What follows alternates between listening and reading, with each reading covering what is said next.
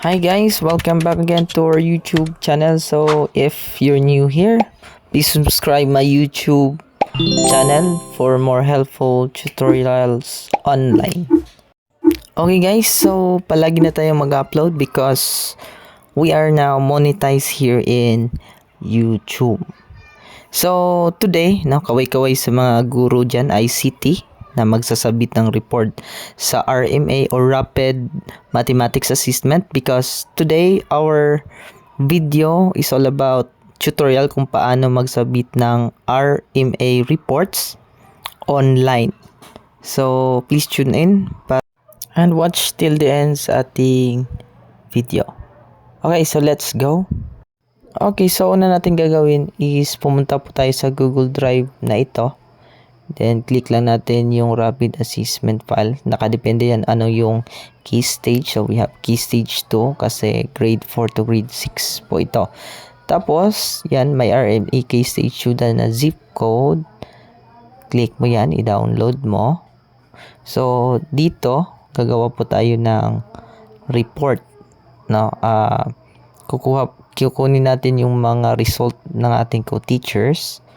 Pagkatapos, gagawa tayo ng report based dito sa ating summary. So, makikita natin yung summary, din ilagay lang natin yung info. Kasi ito yung isa-submit po natin dito sa portal, RMA portal nila online. Okay, so wait lang natin ma-download. So, mas mabuti if nakapag-test na yung mga teachers nyo dito. Okay. Wait lang for a moment. Ayan. Punta pa tayo sa downloads. So, madami ng files dito. Ayan. RMA scoring sheets. Then, piliin nyo yung summary.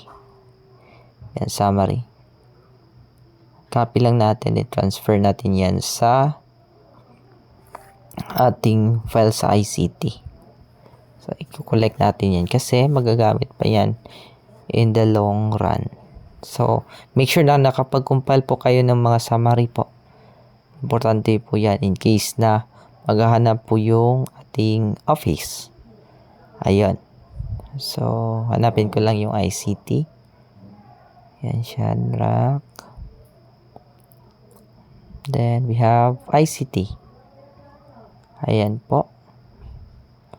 So, paste na natin dito. Ayan, na-paste ko na. Control V. Pagka-paste ko, ayan, makikita nyo yung keys RMA. Key stage 2. Ayan, RMA key stage 2. Wait lang, open ko lang. Ayan po yung Excel. So, dyan, ilagay nyo lang yung mga data of information. Nandun yan sa binigay nila na result. Sa grade 4, grade 5, and grade 6. Enable editing nyo lang yan. Ilagay nyo yung school ID. So, yan. Dyan lalabas yung mga reports natin. Okay. So, gagawa lang tayo ng report. Wait lang for a moment kasi gagawa pa tayo ng report. Pause ko lang. Ayan. So, nagawa ko na yung report.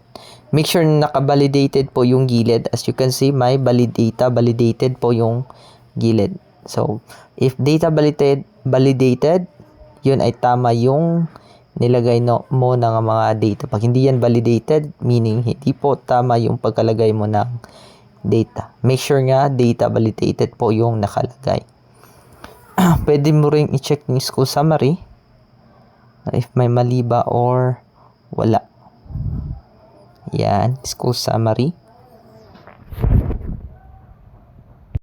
Okay, so tapos na. So, save lang natin yan. Pagkatapos, Control S, then X na natin. Okay, since nakagawa na po tayo ng report, pumunta lang tayo dito sa kanilang link. So, ipoprovide ko yung link dito sa ating description. So, RMA School Submission Form. So, loading pa po siya. Wait lang natin. All you have to do, select region. Anong region po kayo? Then, select your division. So, we have Misamis Occidental. Then, we have the district.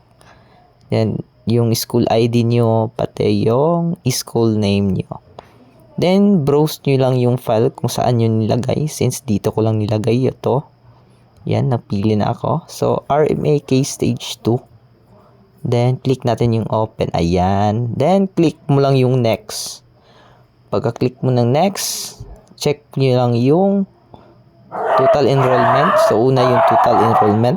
Okay, so may mga number dyan. So, automatic yan mag-reflect if nakapag-submit po tayo ng attachment ng summary.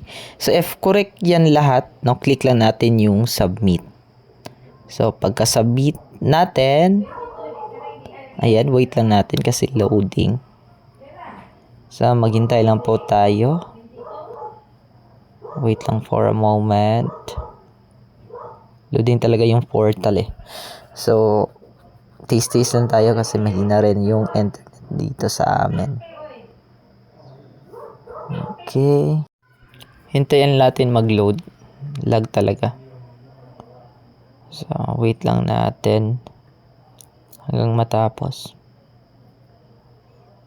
So, ganito talaga yung signal sa amin. Sana ma-providean kami ng internet. Hoping, no, wala talagang internet. So, ayun. Hoping makapag-provide po sila. Tagal. Tagal talaga. So, wait lang natin So, guys, magre-reflect lang yan pagkatapos mag-loading. So, pag ganitong lag, no, wait nyo lang talaga. Kasi, pag hindi kayo nagtiis, baka mawala yung mawala yung sinend nyo. Okay, so malapit na talaga ito. Wait lang natin for a moment. Ooh.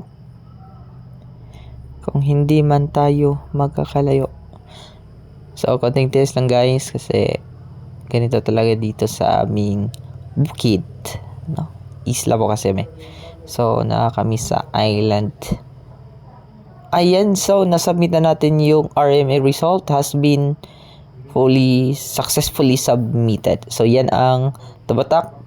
Picture nyo yan, that is screenshot para isubmit nyo sa yung ICT coordinators. Hoping may natutunan po kayo sa video natin today. So, kindly give me like, share, and subscribe if you like our video this morning. So, that's all for today. Bye guys.